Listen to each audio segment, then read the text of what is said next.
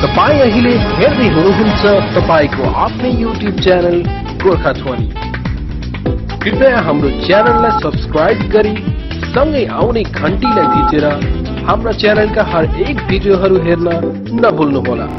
এদিকে আমি বারম্বার আমি সরকারক দাবি জানাই আহিছো, প্রতি বছরে আমি দাবি জানাই আহিছো যে ভাতৃ দ্বিতীয় বন্ধত গোর্খা জনগোষ্ঠীর যেহেতু প্রধান উৎসব, এই উৎসবটিত গোর্খা জনগোষ্ঠীর কারণে সরকারিভাবে বন্ধ হব লাগে।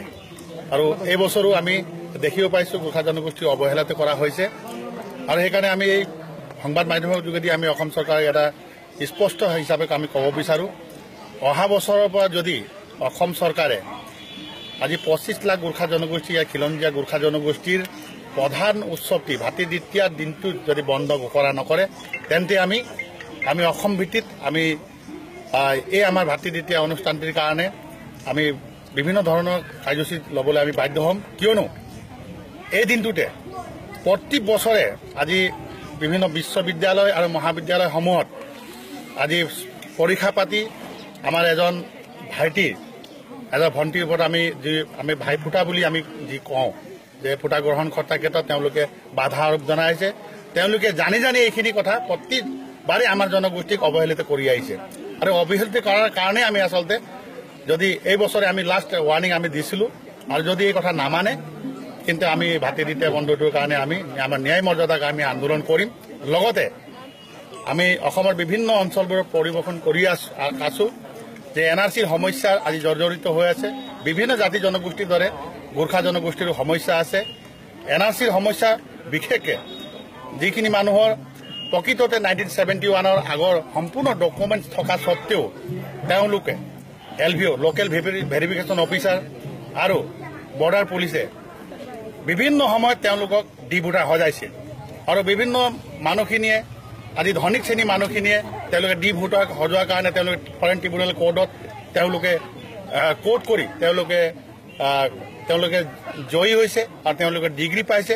কিন্তু আজি প্ৰায় 20,000 লোক অধিক আজি অসমত বসবাস কৰা গোৰ্খা জনগোষ্ঠী বিনা কোনো কাৰণৰ ডকুমেণ্ট থকা স্বত্তেও ডি ভোটাৰ নামত আজি হাৰাশাস্তি হৈছে, যাৰ কাৰণে এতিয়া এনআৰচি প্ৰাপ্ত ক্ষেত্ৰত তেওঁলোকে বহু হাৰাশাস্তিৰ সন্মুখীন হ'বলগীয়া হৈছে। আৰু এই ডিচেম্বৰ মাহৰ 15 তাৰিখে মানে অন্তিম আজি ক্লেমৰ ডেট বুলি তেওঁলোকে আজি উচ্চতম ন্যায়ালয়ে যি নিৰ্দেশনা জাৰি কৰিছে। কিন্তু এই 15 তাৰিখলৈকে আমি বাট চাই আছো। এতিয়া নিৰ্বাচনৰ কথা তেওঁলোকে চৰকাৰে কৈ আছে। আমি আজি প্ৰিন্সিপাল ছেক্ৰেটাৰীৰ লগত আমি আলোচনা কৰাৰ কাৰণে আমি ইচ্ছা প্ৰকাশ কৰিছো। তেওঁলোকে বিভিন্ন ব্যস্ততা দেখুৱাইছে, ৰাষ্ট্ৰপতি আহিব, অন্যান্য আহিব বুলি তেওঁলোকে কৈ আছে।